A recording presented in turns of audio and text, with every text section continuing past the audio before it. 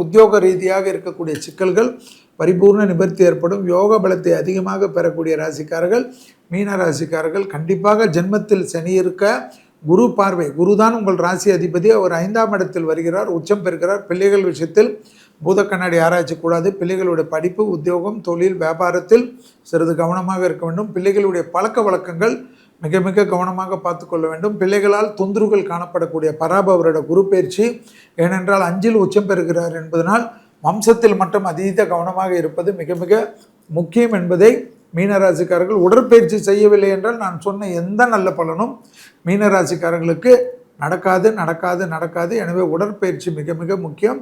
ஜவாப் கொடுப்பது, ஜாமீன் கொடுப்பதெல்லாம் தவிர்த்து கொண்டு மனதை ஒருநிலைப்படுத்தி தெய்வ காரியங்களுக்கு முக்கியத்துவம் கொடுப்பதும், கண்டிப்பாக சனி பகவானுடைய காயத்ரி, அனுமன் சாலிசா சொல்ல சொல்ல பலவிதமான நன்மைகளும் ஏற்றங்களும் ஏற்படும். மகான்களை அதிகமாக கும்பிடக்கூடிய ராசிக்காரர்களில் மீன ராசிக்காரர்கள் வருவார்கள்.